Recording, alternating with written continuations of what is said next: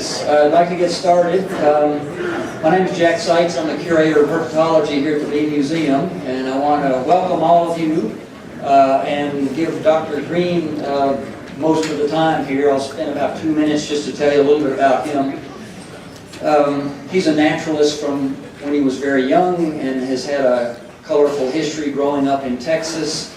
Earned degrees there, a master's degree from the University of Texas, Arlington. Started publishing papers on amphibians and reptiles when he was in high school. And when I was in high school, I never knew that was even possible. So he had a very early start in a scientific orientation toward natural history. And did a PhD at the University of Tennessee. Got hired as curator of herpetology and professor of biology at the University of California, Berkeley. Stayed there for 20 years and then moved to Cornell University 15 years ago, where he teaches herpetology, a graduate course in field ecology. What's the other one? Evolution and biodiversity at the freshman and sophomore levels. So I'm going to leave it at that, and Harry, let you have the time.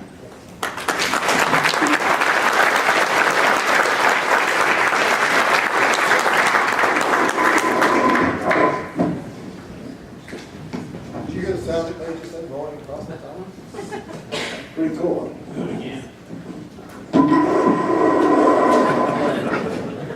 Sound like a monster, didn't it? Look inside this cave.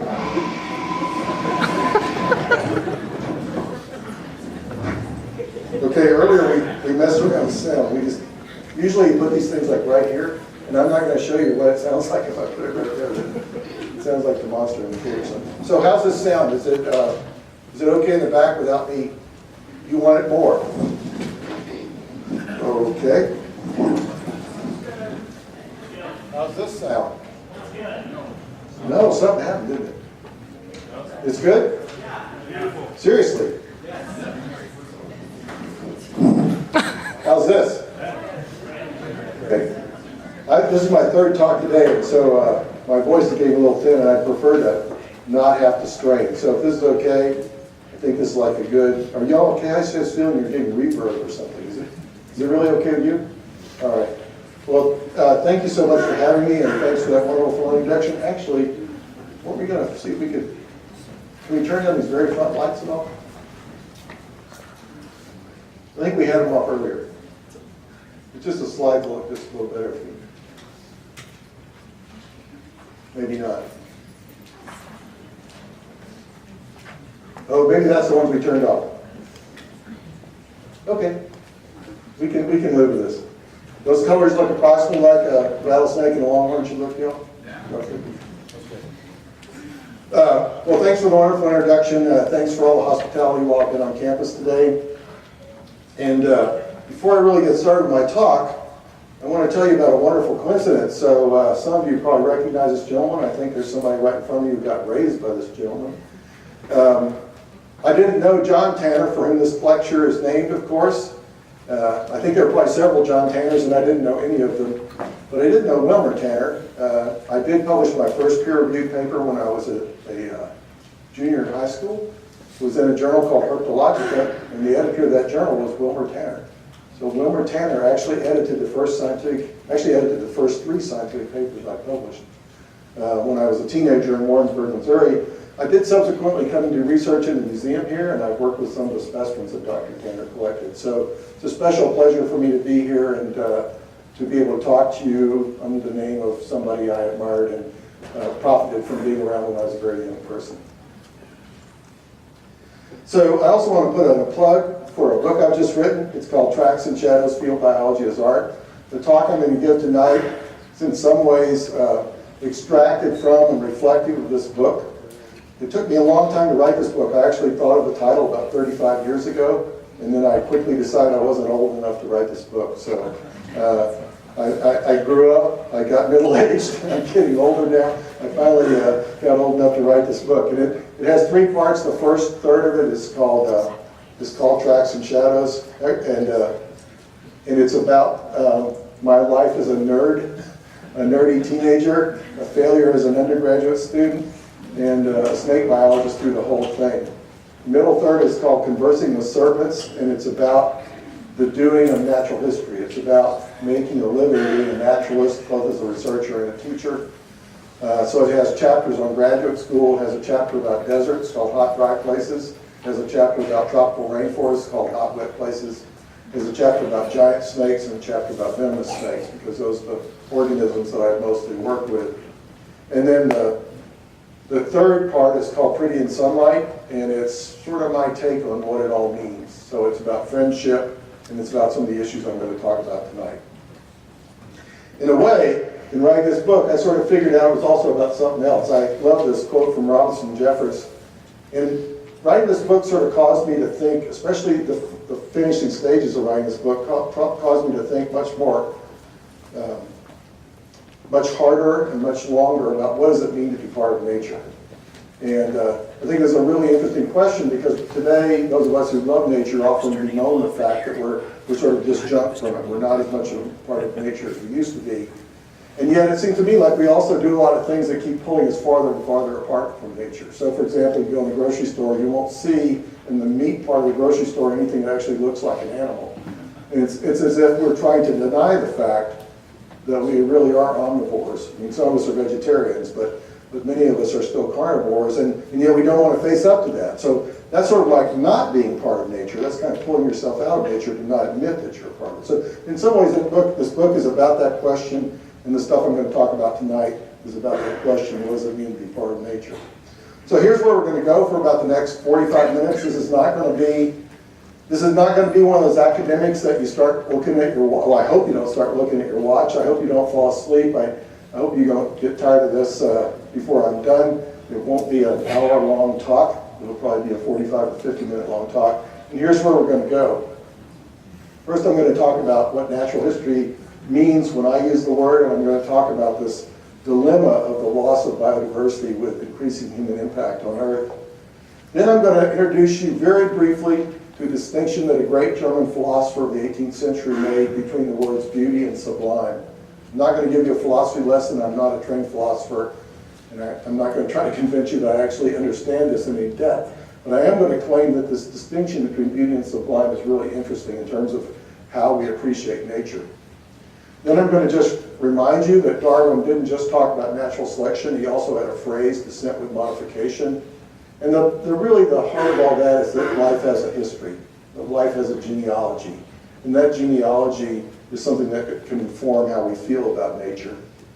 I'm going to illustrate my points tonight with 6,392 jumping machines. I won't be talking about all 6,392 of them. These are the frogs. And so I'm going to give you a little mini herpetology lesson in frog biology, teach you just a little bit about frogs, and try to illustrate how it is that the things we learn from science about organisms inspires our aesthetics, inspires us to care more about particular groups of animals.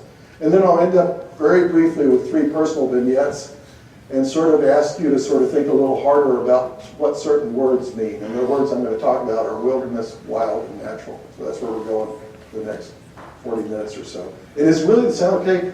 It's good for y'all. Okay, that's... Your mic's getting some feedback. I want to move a little further away. A little further away. Yeah, like that. high pitch. Yeah, I'm here. I'm getting the high-pitched squeaky too. I feel like I'm a member of Led Zeppelin or something. But you aren't getting this high-pitched squeak, because that's all that matters. If you're okay, I'm fine. Okay. So, what about biodiversity? Why would we even want to spend time thinking about why we care about nature, and why does nature matter, and why do we place more or less value on particular organisms? And there are lots of things we could talk about, pandas, tigers, and so forth, but I'd like to illustrate what I think is a really serious dilemma with this species. So this is an animal called the golden toad. It was discovered by a then young professor at the University of Southern California named Jay Savage in the early 1960s in what eventually became the Monteverde Cloud Forest Preserve. So Jay Savage was in Costa Rica in this cloud forest on this ridge at Monteverde looking for amphibians, which was his specialty. He already knew a lot about toads, so perhaps you all have a notion of a toad. There's a family of frogs called the toads. There's a couple hundred species. They're all over the world. And for the most part, you've seen one toad, you've seen them all. Okay? The toad is a moderate-sized frog that's usually kind of dull-colored. It has dry skin, usually has lots of warts, relatively short legs so it doesn't leap long distance. It's kind of a hopper walker.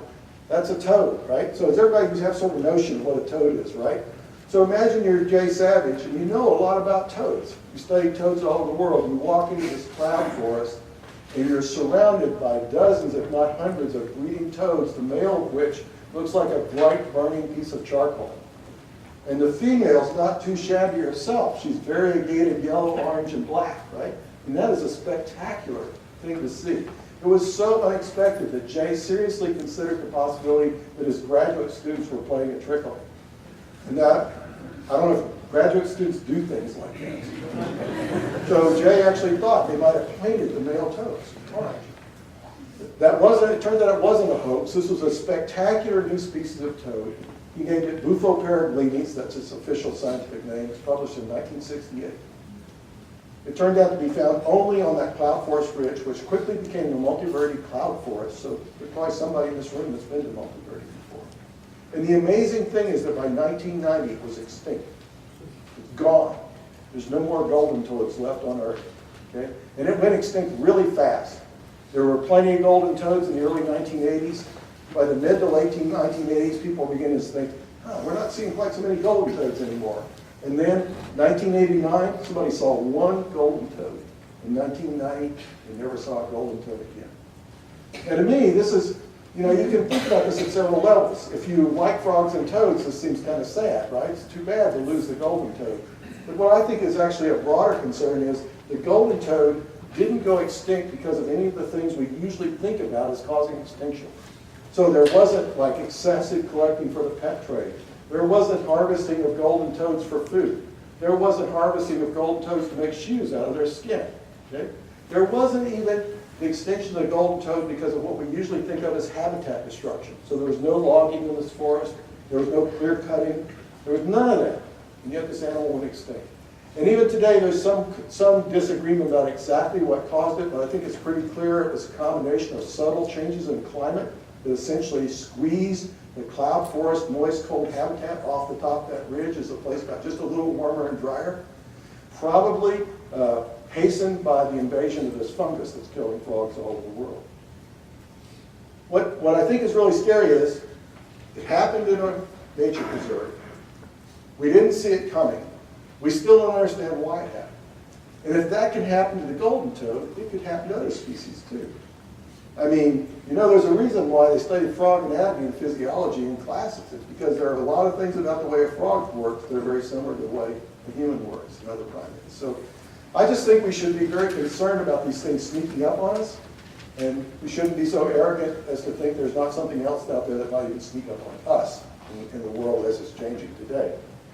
Well, I want you to keep in mind this is a really beautiful toad. And then I want to say, well, what's to be done about this kind of thing? What would result in us caring more about nature such that we would make political, social, and economic decisions that would favor biodiversity, that would slow the loss of biodiversity in the coming decades and centuries?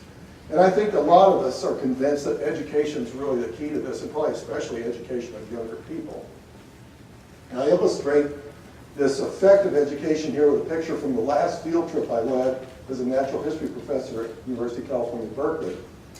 The man on the right, who has the very serious, unhumorous look on his face, is my last Berkeley PhD student. His name's Javier Rodriguez, and he's a professor at UNLV now.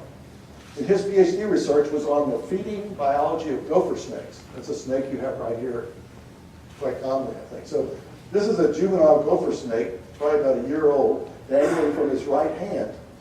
And what happened is, in this class, we turned over a rock. There's a gopher snake. It's got this obvious swelling, which we know is a recent meal. So using a technique that's quite standard in herpetology, we gently cause the pitch of the gopher snake to regurgitate its last meal. And that's what's in his left hand. That's a recently regurgitated, half-digested field mouse. Okay? Now, Javier is really serious in this picture because he's thinking, oh, great, I have another data point from my PhD research.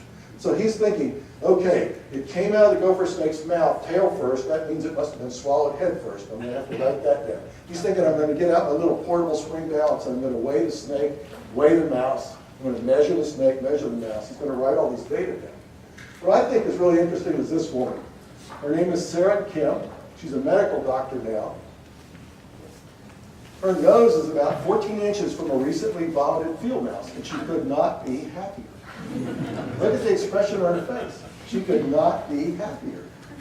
I mean, is that a rational response to a vomited mouse? Well, it is if you've had a class in which you've been taught how it is a snake can eat such a big meal. You've been taught about how it is the California mouse is such a common animal in that environment. And she already knows a lot from what she's been learning in class. What she's been learning in class comes from the research of field biologists who learn these facts.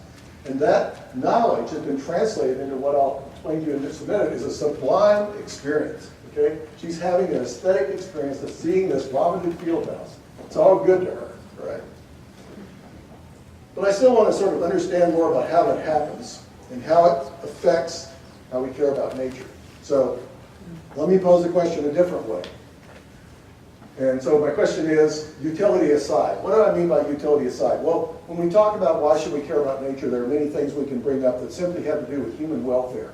So somebody could give you a whole evening's lecture about drugs that are made from snake venom and drugs, new opiates that are made from toad skin and things like that. We could talk about the way that tropical forests remove carbon dioxide from the atmosphere and so on and so forth. Those are what we call ecological services and utilitarian uses for nature.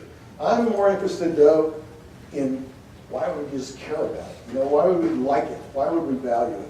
And so I want to pose the question, and because I spent my whole career studying unpopular animals, especially rattlesnakes, I want to pose the question, why would you like something that isn't automatically viewed as beautiful? So, this is a South American pit viper called an urutu in Portuguese. And I want to say, why, must an urutu be beautiful for us to like it or to care about it? Well, let me tell you, I've been all over the world. I've seen at least half the large cats in the field. I've seen a lot of really cool animals. And this is among the very most beautiful animals I've ever seen in my life. Okay? I came around the corner in this dirt road in the big Brazilian national park called Serra da Canastra, and here's this 3-foot-long pit viper stretched out crossing the road. We take one picture, jump out of the car, she snaps into this defensive posture. For me, these silver-edged, black, upside-down dumbbells and those enamel stripes on her face, this is a stunningly beautiful snake to me. Here's what Charles Darwin said about the same species. The expression on the snake's face was hideous and fierce. I never saw anything more ugly. Okay? So clearly people can disagree. Even I'm not saying I'm smart, but I will claim Charles Darwin is smart. Even trained biologists can disagree whether something's attractive or not. I found this to be one of the most beautiful animals of any kind I've ever seen in my life. Charles Darwin thought it was hideous, ugly, perhaps the ugliest thing he'd ever seen. So once again, does it have to be beautiful for it to matter? Now I want to just, as a little aside, say that what I'm sort of dancing around here is the question of values. And this is something that very thoughtful people, very bright, thoughtful people have written a lot about and thought about. And again, I will not claim to be in any sense an authority on this. I just want to point out a couple of things about values. One is that there's an argument being made that actually some non-human primates have some of the vestiges of the same things that we call morals. And if you ever get a chance to hear Franz de Waal talk about his experiments on fairness in monkeys, they're mind-blowing. Okay? But philosophers and psychologists spend a lot of time talking about values in a more complicated way. And one distinction that's interesting is between what are called instrumental values. So those are things that are practical, utilitarian. They have consequences that matter to us, compared to what are called intrinsic or final values. And those are things that just have some sort of value in themselves. Okay? And philosophers even divide that into truly intrinsic value, in which somehow something just matters without any sort of external cause, versus things mattering because we say they matter or because they matter to us. So I hope that distinction is clear. Species might have value in and of itself, and we don't ask any further, where does that come from? As opposed to me saying, I personally treasure this species because it's beautiful or because it is important for people or whatever. So keep that in mind too. Now we come to this distinction Kant made. Now, I just want to say again, I'm just not a philosopher. And when I read this paper by Ross Kuester, published quite a while back in an obscure journal, I thought, if I'm going to go around talking about this, maybe I should read Immanuel Kant. And I certainly didn't imagine reading Immanuel Kant in German. I couldn't even read it in English. Okay, I got about 2 sentences into this 1790 critique of judgment, and I was lost. It's just beyond me. But that's okay, because I just want to steal Kant's interesting distinction that Keister explained to me between beautiful and sublime. So Kant said, the beautiful concerns the form of the object being bounded. In other words, we could take anything, like this bottle of water, and we could vote on whether this is beautiful or not. We could vote on whether the Uru-2 is beautiful or not, right? So we might have different notions among ourselves. That's a beautiful shirt, it's not a beautiful shirt, and so on. On the other hand, the sublime is formless and unbounded, strikes the imagination in powerful ways. In other words, it's inspired by context. The question of whether or not this bottle of water is sublimely, attractively, or aesthetically powerful depends on more than just what you see, it's what you get. And let me illustrate that with these 3 objects. These are actually my 3 most prized physical possessions. Okay, so you've been staring at them for just a little bit here. You might be wondering why I have a picture of a book, a rolling pin, and a rifle. And if I tell you these are my 3 most prized material possessions, that if our house caught fire, besides my 2 dogs and my wife, what would I worry about? I would try to grab this book, this rolling pin, and this rifle as I ran out the door. How could that be? You're looking at them and you're either having a neutral reaction to them, or perhaps if you think guns are evil objects, you're having a negative reaction to them. So let me just tell you a couple sentences about each of these objects, and then see if I can convince you that they may have a little more aesthetic impact than you imagine. This right here is a rolling pin that my grandpa, who was a dirt farmer in East Texas, carved out of a single block of white oak in 1921 as the sole Christmas present for his teenage bride. That was her only Christmas present. And the next year, my mother was born. And for my entire adult life, I made biscuit dough with that rolling pin. When I was a little boy, my grandpa was my idol. You know, he's the one who took me out in the woods to look for snakes and shoot squirrels and things like that. So to then make pie dough and biscuits and so forth with this rolling pin, it's special. The little blue book is called Bombers Across. It was written by a pilot in B-24s in World War II. My father was a navigator in B-24s over Europe in World War II. And after my father died in 1985, my mom found this book and gave it to me. And when I opened it, I found in the margins of this book the penciled annotations of my 24-year-old father.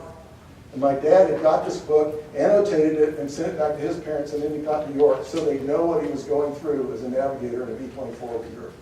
So imagine being able to read, after your father's passed on, imagine being able to read your father's thoughts about fear and tragedy, and being in this big old metal boxcar that's flying across the Atlantic and then over Germany while they're making bombing runs. Then finally, that's a Model 94 Winchester.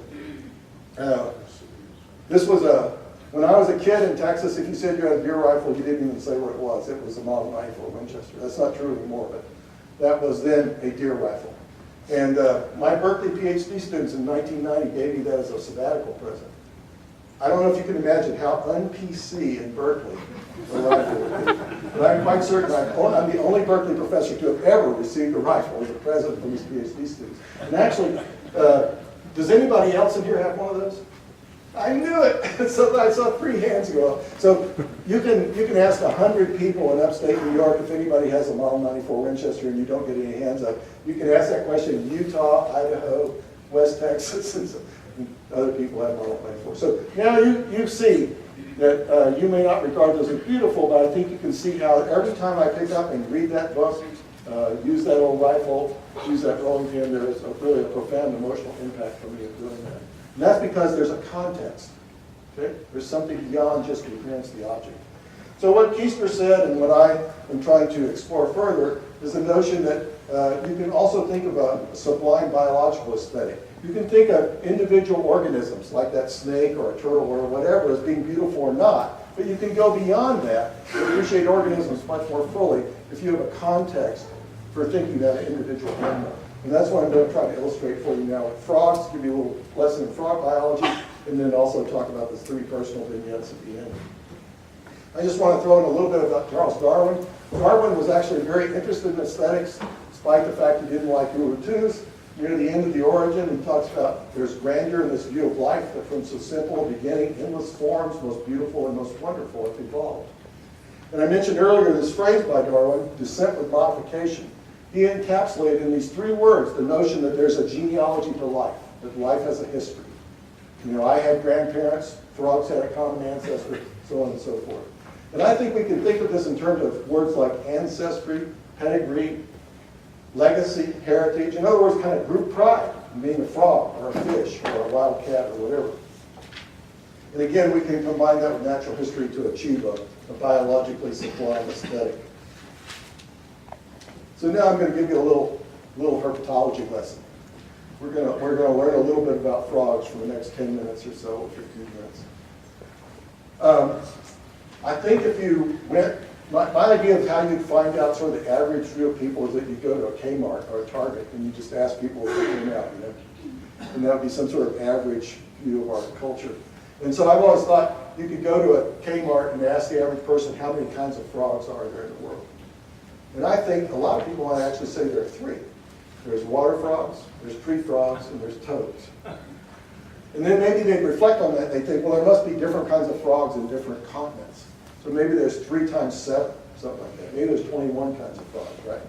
Well, there's actually over 6,000 described species of frogs and toads. There's, as of yesterday or today, exactly 6,392 described species.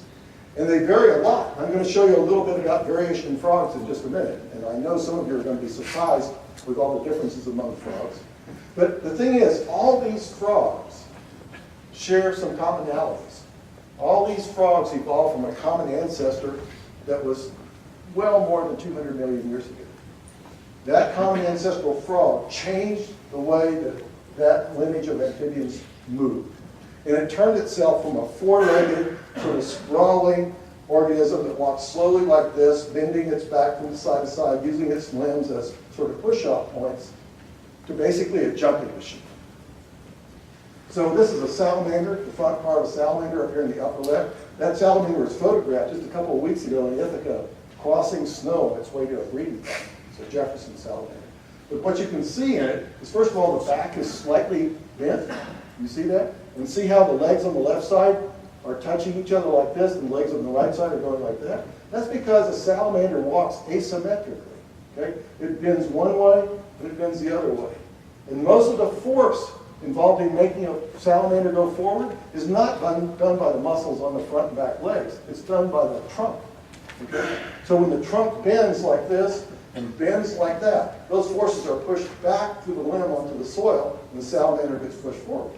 Okay? So it's an asymmetrical kind of locomotion. Does that make sense? Yep. Okay. Frogs rebuilt their hind half so they don't do that anymore. They shortened their vertebral column. If you look at that tree frog up in the top, see how there's a bump in the middle of the back? And you ever think about when you see a frog just sitting still from the side, it looks like its back's shaped like this, and there's this bump? That bump is actually not the middle of the frog's back. That bump is the end of the frog's back. And all that behind the back, behind the frog, is the frog's hips. It's his pelvis. And you can sort of see like two sort of edges going forward like that. Those are bones called the ilia. You have ilia too. If you feel right here, you have sort of these broad, kind of sort of shelf-like things on your upper hips. Those are your pelvic bones. Those are your ilia. In a frog, those are built like 2 poles that stick forward. And those 2 poles articulate with the back end of the vertebral column. So there's actually a movable joint there. You have sort of one, but a frog has a really, really movable one. The other thing frogs did was sort of elongate their hind limbs, and they reorganized their muscles so that almost all the muscles in the back half of a frog are associated with jumping, not with landing.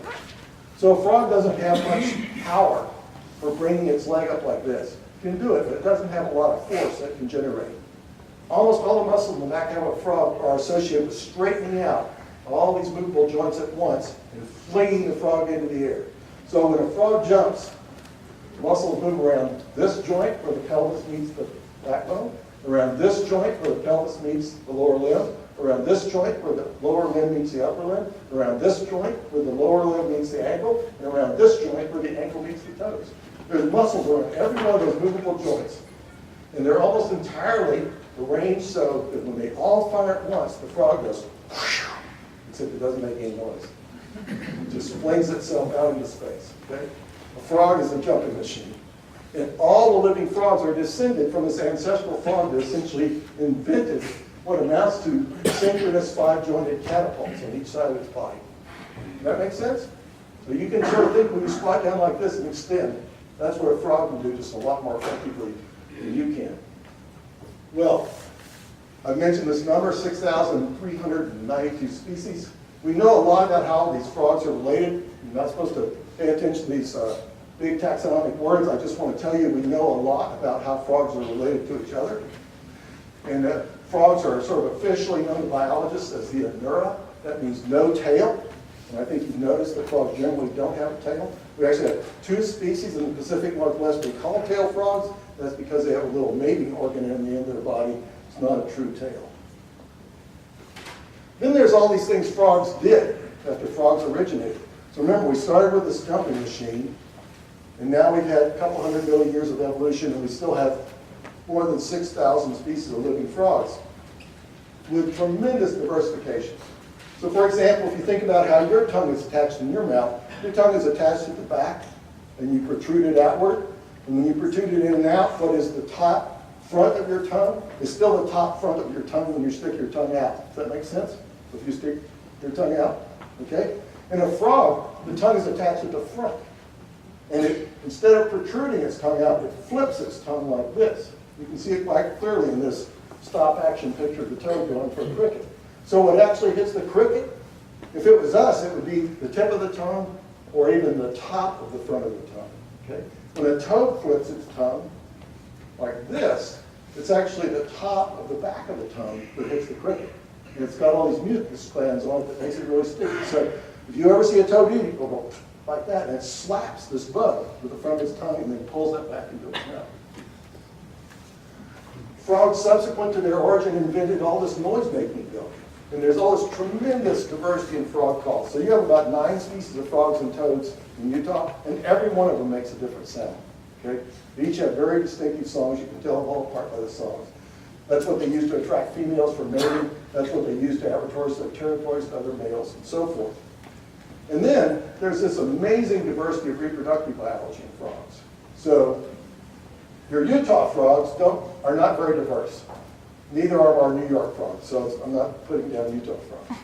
But all the frogs in Utah breed by living on land or sometimes in trees, and then usually once a year they go to some body of water, depending on species. It could be a little stream, it could be a pond, a lake, whatever.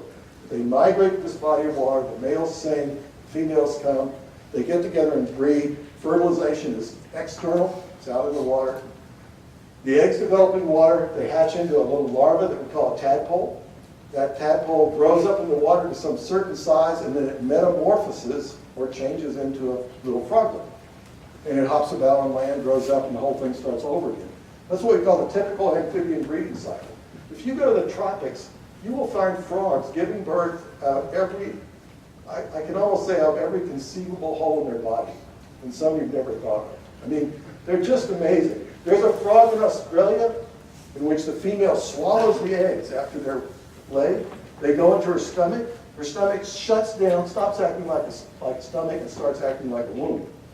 And eventually she gives birth by regurgitating her babies out of her mouth. Now, if that's not crazy enough, there's a frog in Chile called Darwin's frog, in which after the eggs are laid, the male eats the eggs. They go into his vocal sacs. They develop completely through the froglet stage in his vocal pouches, and birth of this pregnant male frog occurs when he opens his mouth and these little froglets hop out of his mouth. This is a Andean marsupial frog, in which after the eggs are laid, the female pushes the eggs into a pouch on her back. That's why it's called a marsupial frog. The developing froglets form a very intimate relationship with the tissues of the mother's pouch, just like a placenta in people. And they develop all the way to the froglet stage, and then are born out of this little slit in their back. And here you can see some still in the pouch about to be born, and some little froglets that are out here hopping away. So tremendous diversity, all built on this original jumping machine model. Now it turned out that Kant actually talked about a couple of kinds of sublime. So he didn't just make this distinction between beauty and sublime, between properties of an individual and something that was bigger, that transcended an individual. He also talked about a couple of kinds of sublime. One of them was what he called mathematically sublime. And by that he meant you could have situations in which the sheer numbers of something would impress you, would increase the aesthetic value of something. And I think an example with biology might be illustrated by frogs. I just told you the state of Utah has 9 species of frogs and toads. California, which is quite a lot bigger than Utah, and which ranges from below sea level to Mount Whitney, which ranges from moist redwood rainforest basically to deserts. That whole state of California has very long latitudinally. It has about 15 species of frogs and toads. I could take you to a single pond in the savannas of Brazil, the Cerrados, in which we would see possibly twice that many species of frogs and toads in a single night. 30 species, twice as many species of frogs and toads in a single night in a single pond as you can find in the entire state of California. Not only that, they'd all be singing. They'd be making so much noise we couldn't hear each other. And I would argue if I took you to that place and you knew what I just told you, you would have a mathematically sublime experience. You would be almost overwhelmed by the sheer number of kinds of frogs and toads that are in that pond singing, breeding, and doing various things. For example, here's a sort of typical toad. These are tree frogs, but they're not very typical because they lay their eggs on vegetation above the pond. And then when the eggs hatch, the tadpoles flip down into the pond and grow up there. Center top, that's a kind of frog that after the eggs are laid, the male and female kick the egg jelly into a meringue-like mass, which hardens into this protective cover over developing eggs so they don't broil in the tropical sun. And this is a really cool little frog. The male makes a castle with the first heavy rains of the summer. The male makes this castle out of mud, hides down in it, and sings. The females approach, so there's actually a female right over there coming to meet this male. Apparently these are very shy breeders because they go down in the castle to do their mating and lay their eggs. And then after they've laid eggs down in the castle, they leave and he seals the castle. The pond dries up. And then the next time there's a big storm, the whole castle melts apart and the tadpoles swim out and develop like that. Okay, so now I told you, I really think you would, if I took you there and showed you all this diversity, you'd say mathematically sublime. Okay, you'd probably be wishing you could remember the term. Kant also talked about dynamic sublime, or dynamic sublimity. And what he meant by that was something that sort of impresses you or enhances its aesthetic values by power. And what Kant actually mentioned were things like volcanic eruptions. You know, something just big and you just go, whoa, I'm overwhelmed by thunder or something. That would be like a dynamically sublime aesthetic experience for Kant. Well, I think you might get this out of frogs in the following way. This is sort of a typical leopard frog, which you have here in the state in terms of size. This is an African bullfrog, which is one of the largest living frogs, relative size. This is something called a Pac-Man frog. It's found in South America. Does anybody in here have a Pac-Man frog? Usually there's somebody. Yeah, there's somebody in here that has one. So this is a group of frogs in South America, and they're distinguished by having this very squat body. About half their whole mass is head. They're voracious, so they eat things like baby birds and little mice and stuff. And they're often very defensive. They'll squawk and bite you. And I always think it's funny that I think most frogs have kind of a smile, but Pac-Man frogs have a frown. And I think when you see a frog frowning, you know you shouldn't stick your finger in there, right? Somebody over here is laughing because they know exactly what I'm talking about. Okay? So now, you know, but fortunately, Pac-Man frogs are only about this big. One species is this big, most of them are small. Just a few years ago, this frog was discovered. It's a fossil. It's a very, very ancient fossil from Madagascar. And they gave us a great name, Beelzebufo. It was devil toad. This thing was 1/2 meter long. Okay? 1/2 meter long. And it turns out, based on its anatomy, it's closely related to Pac-Man frog. So knowing what you know, what you're giggling about Pac-Man frogs, imagine going barefoot with little wiggly pink toes in a place where there's a frog this big, hidden in the forest litter. I mean, you would not want to do that. You'd want to wear like iron-belted boots or something if you were out there in the forest with Beelzebub. And I think this might be an example of dynamic sublimity. You know, you're used to this notion of frog is this thing of a certain size, and then one day you see a frog that's the size of a wheelbarrow. All right? Now here's, just to take that a little bit farther, I don't know whether this is mathematical or dynamic sublimity, but this pretty closely brackets the size range of living frogs. More than 6,000 species if you measured all of them in terms of average length, maximum known length, and so forth. This is a wonderful little thing from Brazil called pumpkin toadlet. Genus is Brachycephalus. It's a very special little radiation of toadlet. It's only found in eastern Brazil. And that is my wife is holding a large, I call it a bull male Brachycephalus. Okay? This is a close-up of that same animal before she caught it. That's a bull male Brachycephalus. It's about 10 millimeters long. It's a little bit bigger than my pinky fingernail, and it's certainly not quite as big as my thumbnail. Okay? This is a toad. That is the biggest amphibian, except for Chinese giant salamander, that I've ever seen in my life. Okay? So that's the same woman holding both of them. That animal's about this big. I wish we'd weighed it, but we didn't have a portable balance log big enough to weigh that animal. So I don't know whether this is mathematical sublimity or dynamic sublimity, but I would say, especially the comparison among these two things, knowing they're both still built on the same body plan. These are both still the legacy of that 200 and some million year old invention of the jumping machine in the back end of the frog. Just one more little thing about frogs in general. This is what we call a phylogenetic tree, or a family tree of frogs. It's been super pruned, so of course most of the species aren't on here. The way you read one of these things is just exactly like a human genealogy. So this could be, the father figure in 1800, and this could be his descendants, or this could be, in this case, the ancestral frog over 200 million years ago. And there's this initial divergence, okay, two lineages, and then these diverge and so forth. And the only thing I want you to notice is that there's a weird little frog over in this lineage called the tail frog. There's two species of tail frogs. They only occur in the Pacific Northwest of the U.S. and southwestern Canada. They're called tail frogs because the male has this little protuberance on its rear end that's used for mating. They live in really fast streams, and so this makes possible not losing the sperm during fertilization. It's a kind of a nondescript frog, okay, from the outside. Now, to a frog specialist, it's really special. It has all these weird bones and stuff that cause us to know that almost all the other frogs on Earth are more closely related to each other than they are to this tail frog. So when I taught herpetology at Berkeley, I would always teach about frogs and their evolutionary relationships, and I would teach about tail frogs, and then we would take a field trip to Mendocino County up in the redwoods, and we would always find at least one tail frog. And one time I snuck up on a group of my students. They were standing by a little creek, and somebody had something like this, and it was a male tail frog. And I'd say again, this is a very nondescript little brown frog, maybe an inch and a half long. You wouldn't be impressed unless I told you this stuff. And as I walked up, I heard one student say, "Wow, that's pretty cool. It has that little thing on its rear end that lets it breathe in fast-moving streams." And then this other student said, "Yeah, think about the fact this frog hasn't shared its genes with any other frog on Earth since the Jurassic." And then another student said, "Yeah, we're looking at the ancestral frog." So they're having a sublime biological experience. They're appreciating that little Escapus trui, which is its scientific name, because they have a context for it. Now they think it's more special than just some old brown frog. Now, I actually, sort of somewhat tongue-in-cheek, invented a term myself. I call it magical sublimity. And this is for the joy of discovery that field biologists had when they learned new things. Okay?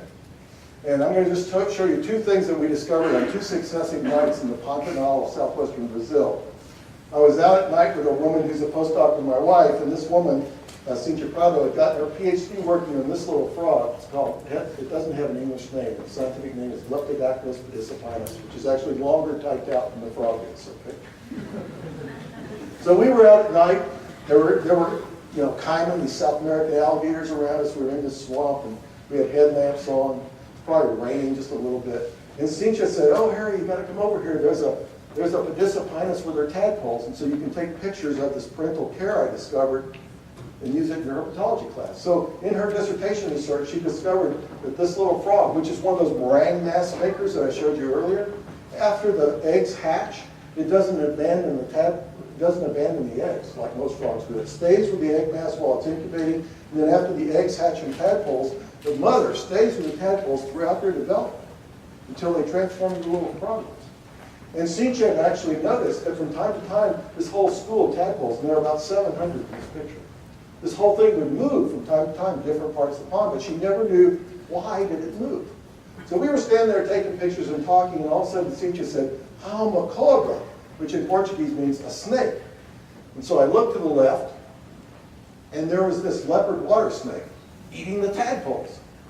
And so being a snake biologist, I immediately forgot about the frog, grabbed the snake, started pulling tadpoles out of its mouth and taking pictures, and I got all excited about seeing this happen.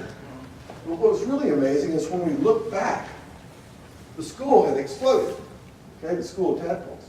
Now those 700 tadpoles were spread over an area of maybe 2 square yards with a mother frog in the middle. And what happened next was she began moving away from the direction from which the snake had come. And she did it by this very stereotyped behavior of hopping just a short ways or swimming just a short ways and then pausing with her rear end kind of up in the air, and she would make these kicking movements with her hind legs. And you can sort of see the waves going out from her kicks there. She did this every couple of minutes. The tadpoles would get back caught up with her, and I don't know how she knows when they're caught up, but at some point, after a couple of minutes, she would start swimming again. The tadpoles would try to keep up with her, but they'd gradually get strung out. She would stop, do this pumping movement with her hind legs, and her school of offspring would catch up with her again. And basically, over the next 20 minutes, she moved those tadpoles 12 yards along the edge of the pond in a direction opposite from the danger that had overtaken them. Isn't that cool? I thought it was pretty cool. A mother tadpole that leads her tadpoles away from, a mother frog leads her tadpoles away from danger. So I thought it was pretty neat, but the next night, we went for a drive on this dirt road that goes across this big flooded grassland called the Condor. And we encountered 3 family groups of these giant rodents called Capybaras. So these are the largest rodents in the world. And each of these family groups consisted of a male, a female, and a couple of little ones, which are called kits in the case of capybaras. In each case, the capybaras were sitting absolutely immobile next to water in which there was a breeding congregation of this frog. It's in the same group, it's called Leptodactylus capensis, but it's about the size of our leopard frog, about 3 inches long. In each case, there would be this mom, this dad, and these baby capybaras sitting absolutely still next to this breeding congregation of frogs. And in each case, there were 2 to 4 frogs hopping around the capybaras and even on their backs, eating insects attracted to the capybaras. So these are cleaner frogs. These are just like cattle egrets on cattle, but they're frogs. I mean, who knew a frog could do this? Nobody knew it. I've talked to people who studied capybaras their whole life. They talk about egrets feeding on things, blackbirds feeding on things around the capybaras. Nobody's ever seen before frogs hopping around on top of capybara eating bugs. That one in the picture, while I was taking these pictures, I timed it. I saw that frog flick its tongue 3 times in 60 seconds while hopping around the back of that capybara. So you might say, well, how would it matter? But think about it. If you have 4 frogs, and each of them catches 3 bugs a minute, that's 12 bugs a minute that are being eaten that are no longer going to suck blood out of that capybara. 12 bugs a minute times an hour, what's that? What's 12 times 60? What do you think? Maybe 720, something like that? Is that right? I'm trying to get some help from the youngsters in the room. So imagine if by sitting next to this pond and letting frogs hop around them, you get 720 bugs eaten that wouldn't bother you anymore. I think this is a very deliberate relationship. Here's a fantastic dissertation project for somebody that wants to study this. And I call that magical in terms of being a field biologist. Okay, so I'm going to close with these 3 vignettes. So now we're going to go from sort of individual species and individual organisms out to sort of a slightly broader problems in terms of values, aesthetics, how we perceive nature, what it means to us, and so forth, why we might care about it. So the first thing I want to talk about is this word wilderness. Wilderness is a word that's mainly used in the United States. So when you go to other countries, even allowing for translations and so forth, there's not this preoccupation with wilderness that we have. There's love of nature, there's a love of getting out in the remote places, of backpacking and doing things like that, but there's not this concern with whether or not something is wilderness like we have it. I started to really seriously think about it on the first of 3 trips I've made to Africa. And actually in this book I just wrote, I say that if I had the ability to give every young person 3 gifts, every young person that loves nature, one of the gifts I would give them is to take them to Africa and put them out on foot with a megaphone. So I don't want to put you in a safari van where you're safe all the time. I want you to be out on foot, hiking among elephants and rhinos and things. Now, I want you to be with somebody who really knows those animals so you'll be safe and sound. and you can do that. But I would like to put you out there. And I've been fortunate to work in Africa 3 times. Each time I was engaged in teaching and/or research that involved being on foot among the big mammals. And I sort of came back from that time in Africa with 3 thoughts that revolve around this word wilderness. The first one is, in the U.S., we tend to conceptualize wilderness as a place with no people, or at least as a place where people have no impact whatsoever, sort of leave only footprints. But that's not true in the rest of the world, and it could never have been true in Africa. So Africa is where we arose as people. If you want an Africa without people in it, you have to go back to before there were any people at all. Okay? So you can't sort of apply this notion of, well, real wilderness has to be somewhere there's no people. You can't apply that in Africa at all. You can't even apply it in North America unless you go back 10, 12, 15, maybe even as much as 20,000 years ago when there were no Native Americans. So there were even people for the last 20,000 years probably, or at least 15,000 years in North America, managing the environment, having impact on the environment, and so forth. So I really think we could stand to sort of rethink this word. The second thing about Africa, and I'm trying to think of how to say this as politely as possible, so I will. Poop is pristine. Okay? We live in a North America that's largely lost its megafauna. Only about 10 to 12,000 years ago, there were 6 species of elephants in the United States. Okay? Only 12,000 years ago, there were 58 species of large mammals we no longer have. So we have an environment that is not littered with dung. When you go to Africa where there's still an intact megafauna, it's amazing how much dung there is. I hope nobody's being offended by me using the word dung over and over again. But it's a polite word, right? Yeah. Poop is not that bad a word, right? Dung is okay. So it's just everywhere. And you can identify it even. This is zebra dung. Okay? Looks different from antelope dung. We do class projects for having our students count dung and transects. Okay? It's everywhere. And we have a notion of wilderness here that's kind of cleaned up. No more dung. But this is really the pristine condition. And the last thing about Africa is always wary, sometimes really scary. So you can't get out of your vehicle over there without always being alert to the fact there are bigger things than you. And that if you're disrespectful of them, you can get hurt. Okay, with very few exceptions in this country, we don't have wildlife that's likely to hurt us. And so we've sort of lost this sort of humility that comes around being with an intact megafauna. The second word I want to talk about of my 3 is wild. And I want to talk about that in terms of cattle. Now, in the western U.S., where there's so much public land, and where a lot of ranching is done on public land, where the stocking rates are sometimes, or maybe often, or even usually, or maybe, excessive, I understand why cattle are sort of viewed as a blight on the landscape by many nature lovers. But I want to talk about cattle in a little bit different context. I want to tell you about these cattle. So it turns out that Columbus brought cattle to the New World in about 1500. They were Iberian cattle, and they were the direct descendants of an extinct species called the auroch, which was the wild progenitor of domestic cattle. So Columbus brought, I don't know how many, but a substantial number of Iberian cattle to the New World. He brought them first to an island in the Caribbean, and then within a couple of years, he sent some ships to Mexico with these cattle, and some ships to Florida.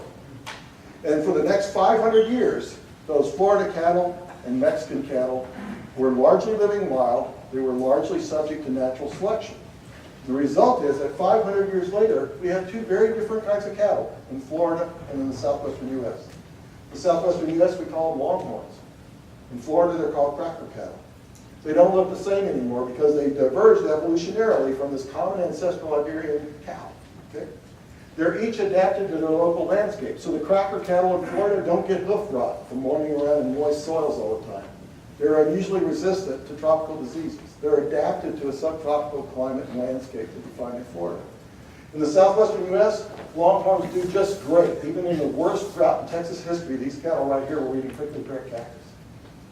So I spend as much time as I can on a particular ranch in Texas owned by a friend of mine, and I've gotten to really love these longhorns. I spend a lot of time out there hunting and hiking and looking for snakes and so forth. One of the things that you have to do with so-called improved European breeds sometimes is to actually help the cow deliver her first calf. And that's because we've selected for really big calves, okay? You know what, I see a head nodding here. We've bred selectively to get big calves because that's sort of the way to most efficiently make beef.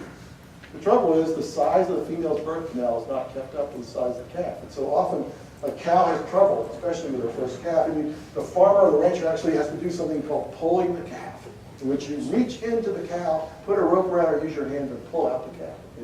David never has to pull a calf. These big half-ton longhorn cows give birth to 40-pound calves, these little bitty dinky calves. Okay? Never any problem. The surrounding ranches raise Angus and Hereford, and they from time to time lose calves to predators. David has never lost a calf to a predator. You know why? Would you want to bother showing up when she has a young calf? I mean, they take care of their calves. This ranch, it's a working cattle ranch, has 65 species of amphibians and reptiles and 35 species of mammals and something like 100 species of birds. So you have a working cattle ranch with very high diversity. You have an animal that arguably evolved in this landscape. And I would argue if I took you out there on the double helix, this ranch, and I told you this stuff about these cattle, you would actually find the ranch enhanced by the presence of the cattle rather than viewing them as sort of like a blight on the landscape. And then my last word is natural. And I'm just going to talk just about a little bit about a bird that now occurs in Utah, California condor. When I moved to California in 1978, there were less than 3 dozen condors left in the wild. They were restricted to a small part of Southern California. They were going down the tubes fast. By the early 1980s, there was a very bitter controversy about what to do about the California condor. On the one hand, were a bunch of biologists who said, let's take aggressive, drastic action.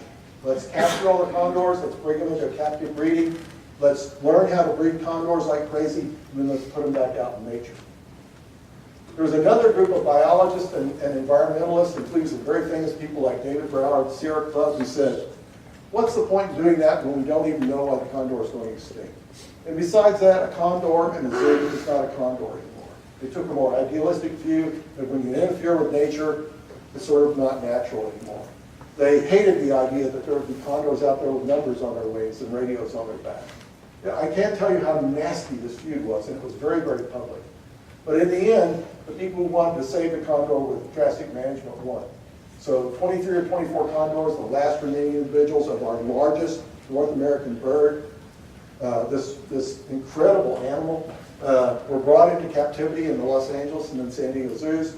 There was a lot of technology to work out, so it turned out you don't want your baby condors to imprint on people, so they had these condor puppets that the zoo technicians would wear on their hands whenever they interacted with baby condors, so the condors would never have direct contact with people, and they grew up thinking of condors as who they should be with.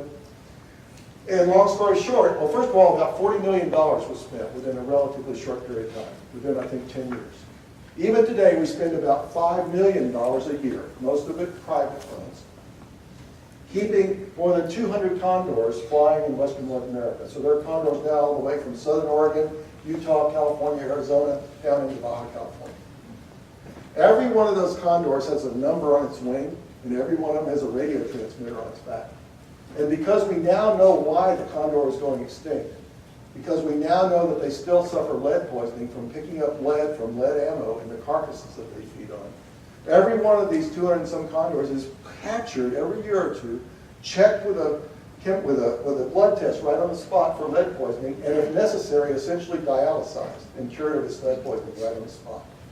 So right now, we have condors flying over western North America again at a cost of about $5 million a year. We know what we could do if we could get the political will to do it to solve the problem. Basically, we're propping up this population. So what about that? Is this still a magnificent thing if it's so managed and propped up? So I never saw a condor before they took them all out of the wild. When they started putting them back, I spent a fair amount of time in northern Arizona. I've backpacked Paria Canyon 3 times in southern Utah. Always watching for condors, never saw them. About 6 years ago, my wife and I backpacked into the Grand Canyon along one of the benches for several days and back out. Watching, never saw a condor. And then 2 years ago, my brother and I and our wives were going to celebrate our anniversary, so we did one of these rafting trips where you get in at Lee's Ferry, and we got out. I just didn't think I could ride in a raft for 14 days, so we got out at Bright Angel Trail and hiked that. So it's a 5-day river trip, and then you walk out. And walk out on Bright Angel Trail is about 4,000 foot elevation gain, and it's 9 miles. And so it's not a big deal, except by then I was like 66 years old. And I was in this group of 17 people, the youngest of whom was about your age. Okay, so there was this young person, and then there was all these people in the middle, and then there's this old guy. And we didn't have big packs on, but we had moderate packs on. So I was the last one out. And that was kind of annoying, you know? I mean, everybody, I think this kid got out in like 3 hours or something. And so we started at 8:30, and at 5:30 that afternoon, I'm on the next to last switchback coming out of the Grand Canyon. I'm walking. I'm not in trouble, I'm just tired. You know, and I'm kind of annoyed with myself that it's harder than it used to be to do this. And I'm not kidding. I was daydreaming about a platform burial. I was imagining that, you know, those Native American things where they strap you on the platform and wait for the scavengers to get you. I was fantasizing that's how I wanted to go. And I was thinking how cool it'd be if a coyote would carry one bone to the east and another coyote would carry a bone to the west. I wasn't delirious, but I was fantasizing. So I'm walking, and I come around the switchback, and I pause to take a drink out of my water bottle, and I look up, and there's this huge silver cloud. And there are two giant black birds wheeling in a circle right over me. And you know how if you were used to seeing golden eagles and red tails, and you see a raptor way in the distance, it's way too far away to see the field marks, but you just know that's too big to be a red tail. That's got to be a golden eagle. And that was my reaction to these big black birds. I just knew instantly without noticing the slotted primaries and the white underwing, I just knew those were my first California condors. And they were right over me, going like this. And I looked up and I said, I'm not ready for you yet. And then the second thing I said was, worth every penny. Worth every penny. Okay? So that's my reaction to this aesthetic question about the condors. So everything I said tonight can sort of be encapsulated in this phrase from a Senegalese conservationist several decades ago. We'll conserve what we love, we'll love what we understand, we'll understand what we are taught. And I, of course, don't think that the only way to learn is by sitting in a chair and listening to somebody lecture. But I do think that we don't automatically care about nature. We don't automatically care about all species. And the extent to which we value various kinds of things, whether it's plants or animals or invertebrates, algae, moss, liverworts, ferns, and so forth, depends on things we learn about them. And that what happens when we learn about nature is this distinction between beauty and sublime. That when we learn more about things, when we take the facts that science gives us and enhance our understanding of organisms, we come away with a greater value for them. So I hope you've enjoyed learning a little bit about frogs. I appreciate your attention, and thanks for having me here tonight.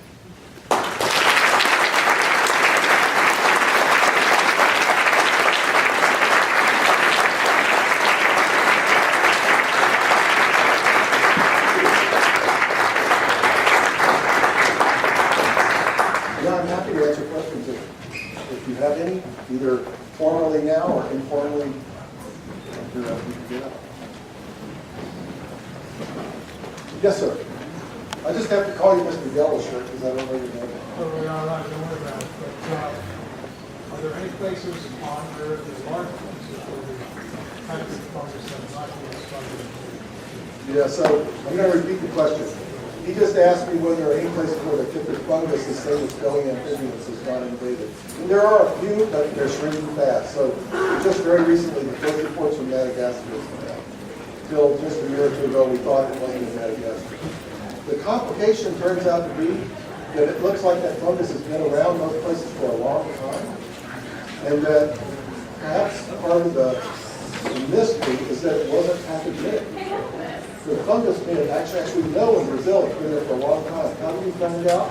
My wife uses this special technique called DNA sequencing, and she actually went into a museum, took museum specimens that had been collected in the 19th century up into the early 20th century. So here are these frogs that have been in alcohol for 100 years.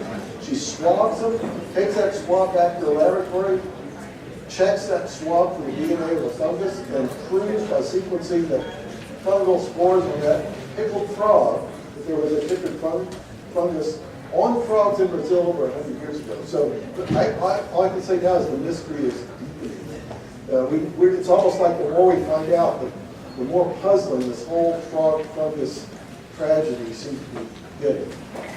Would she get DNA sequence from that with modern stuff? Yes, exactly, and that's exactly what they're doing, is look, and it turns out, for example, there's at least 2 different kinds of species of, there are actually a lot of kindred fungi, and there's only this 2 species now that are actually killing the frogs. But it turns out even with one of those species of fungus that's killing frogs, there's 2 different strains, and one of them seems to be much more disease-causing than the other. At the same time, they're looking at frogs, and it turns out, for example, leopard frogs in Arizona, individual leopard frogs have a genetic difference that makes them either more or less susceptible to that fungus. And so one thing you can imagine is if you were trying to sort of restart a population of some frog, you would want to use the ones that are not susceptible, and you'd want, you can see.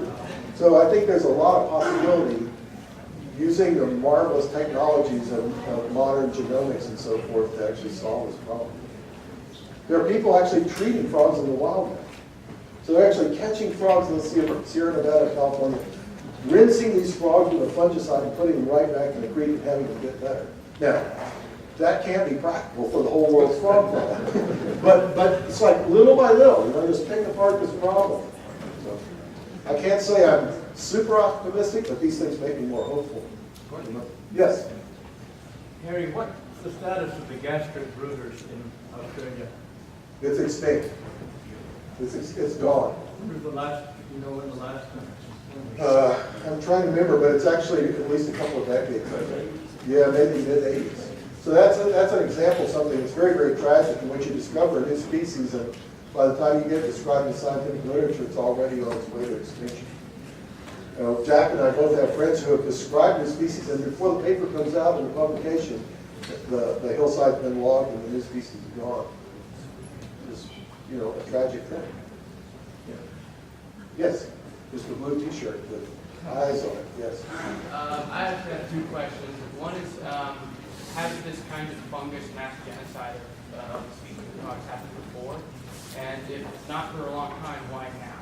Yeah, that's a great question. And so the question was, has this fungus killing frog epidemic happened before? And if so, if not, why not, right? Why now? And I think we don't have a definitive answer to that yet, but I think my guess is that subtle climate changes, something else in the environment has changed that's making it so the fungus is more pathogenic to frogs now than it used to be. That's my hunch. That's what I would put money on. And you think it hasn't happened anytime soon before? We don't have any knowledge of it happening, but of course we wouldn't really have a very deep historical record of a fungus epidemic to frogs. I mean, we wouldn't have a written record of that more than a few hundred years old if it had happened. When it first started being discovered, people actually didn't believe it. So in 1989, there was a World Congress of Herpetology. So that was people studying amphibians and reptiles got together from all over the world for the first time in Cambridge, England in 1989. And in the course of people just having casual conversations in hallways and in dormitories and stuff, it came out of that meeting that these people from all over the world were like, hey, Bob, have you seen any frogs lately? And somebody from Australia would say, no, actually we've been noticing that the frogs are gone. And somebody from Berkeley, California goes, they're gone in the Sierra Nevada too. And so it actually came out of that meeting accidentally that there seemed to be this problem. And actually some very smart people argued against it at first and said there wasn't enough evidence and so forth. It's very obvious there is a problem there. I mean, we've lost a lot of species of frogs already. Yes, sir. Mr. Is Greene, there sure. any evidence of compromised immune systems in these animals that have chytric fungus? With some of the ubiquitous pollutants like PCBs or dioxins?